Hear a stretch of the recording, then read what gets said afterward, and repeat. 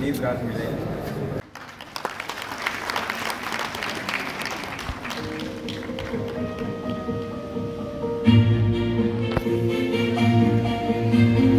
जिलों में 112 व्यापक मूल्यांकन शिविरों का आयोजन किया गया।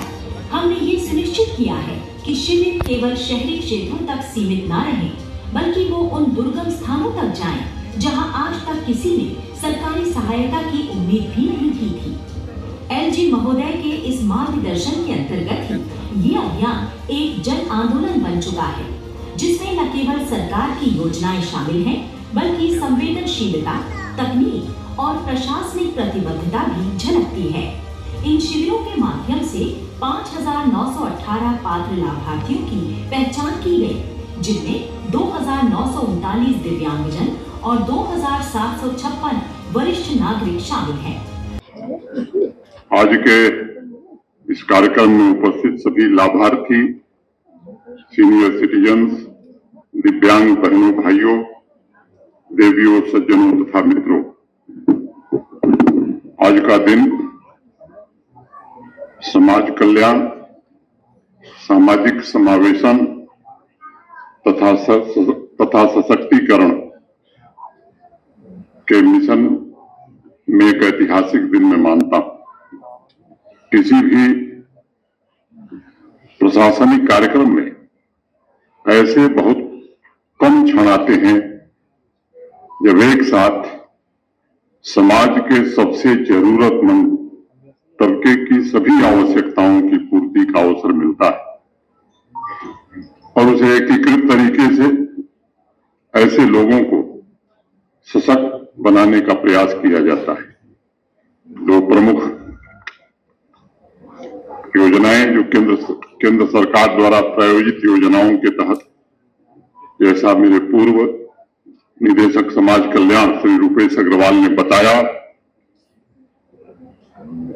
सहायक उपकरणों के व्यापक वितरण का अभियान और इसके साथ साथ एकीकृत सामाजिक सुरक्षा योजना ISSS के तहत 12,660 लाभार्थियों को 6 करोड़ 14 लाख रुपए की बकाया पेंशन राशि आज मुक्त की गई है।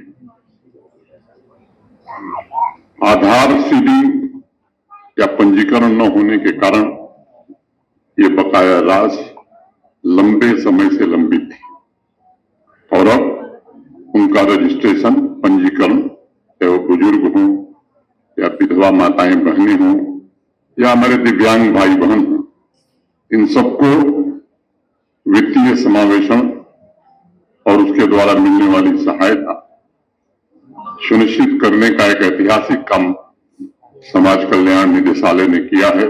मैं समाज कल्याण विभाग के निदेशक महोदय, उनके सभी सहयोगियों का हृदय से अभिनंदन करता हूं और साधुवाद भी देता हूं। आज दीनदयाल दिव्यांगजन पुनर्वास योजना DDRSS के तहत 4 करोड़ 39 लाख रुपए की लागत से मानसिक रूप से विकलांग लोगों के लिए स्थापित 50 बिस्तर वाले हाफवे होम तथा मंडी गुरलियान सामा में 3 करोड़ 3 लाख रुपए की लागत से स्थापित किए गए बच्चियों के लिए बाल देखभाल संस्थान परिसा का भी लोकार्पण अभी हुआ है।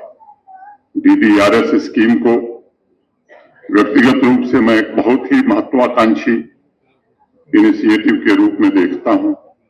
ये हाफवे होम मानसिक बीमारी से ग्रस्त ऐसे व्यक्तियों जिन्हें अस्पतालों या संस्थानों से छुट्टी दे दी जाती है, उन्हें पुनः समाज के साथ रीइंटीग्रेशन के लिए एक संरक्षित और सुरक्षित वातावरण प्रदान करेगा।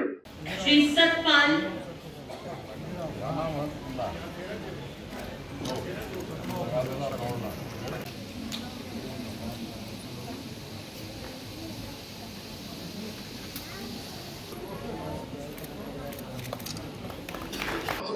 मैं बहुत खुश हूँ कि मुझे स्कूटी मिल रही है, इससे मैं सेल्फ डिपेंडेंट हो गई हूँ अब।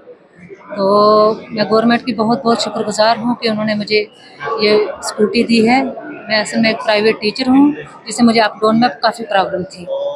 हम जैसे फिज़िकल चैलेंज लोगों को हमेशा दूसरों पर डिपेंड रहना पड़ता है। जब भी हमें अप डाउन करना होगा, हमें दूसरों पर डिपेंड रहना पड़ता है। तो अब गवर्नमेंट ने जो हमारी हेल्प की है, जो स्कूटी दे के, इससे अब हम सेल्फ डिपेंडेंट हो गए हैं। तो अब हम कहीं भी अपनी मर्जी से आ जा सकते हैं। और मुझे स्पेशल ऑटो करके जाना पड़ता था, जिससे मुझे 4000 रुपया उसी का किराया देना पड़ता था। जी, मैं गवर्नमेंट IG साहब की बहुत बहुत शुक्रगुजार हूँ कि उनकी तरफ से हमें ये स्कूटी मिल रही है। देखिए, बड़ा अच्छा लग रहा है कि हमारे दिव्यांग लोगों की अभी सुनवाई होना शुरू हुई है। पहले समय था कि हमें कुछ पूछता भी नहीं था। आज की डेट में जो लिम्को कंपनी जगह जगह असेसमेंट कैंप लगा के उनको डिस्ट्रीब्यूशन कैंप लगाती है, तो आज भी जो ये डिस्ट्रीब्यूशन कैंप LG साहब के थ्रू हो रहा है, तो इसमें हम बड़ा खुशी महसूस कर रहे हैं कि हमें ये व्हील चेयर प्रोवाइड की जा रही है, हमें नी ब्रास प्रोवाइड की जा रहे हैं, बेल्ट दी जा रही है। तो इसलिए हम सरकार के शुक्रगुजार हैं। देखिए, आज कम से कम 5 करोड़ प्लस रुपीज़ की जो है सामान डिस्ट्रीब्यूट होगा यहाँ लिम्को कंपनी में। ये जिसमें आप देखिए स्कूटियाँ भी हैं, 10 स्कूटियाँ हैं, ट्राईसाइकिल है, मोटराइज ट्राईसाइकिल है, व्हील चेयर है, मोटराइड व्हील चेयर है, और हियरिंग एड है, बैसाखियाँ हैं, बहुत कुछ जो प्रोवाइड हो रहा है। बुजुर्ग कहते हैं कि सभी चीज़ें एक बारी तो मिल ही जाती है हमें। हाँ, कुछ एक जो है वो डिमांडें हमारी पूरी भी हुई हैं और कुछ एक पेंडिंग में चल रही हैं। तो देखते हैं, अभी आस्ता आस्ता वो भी हो जाएंगी। नहीं होंगी तो फिर हम सरकार से फिर इल्तिजा करेंगे LG साहब से मिलकर।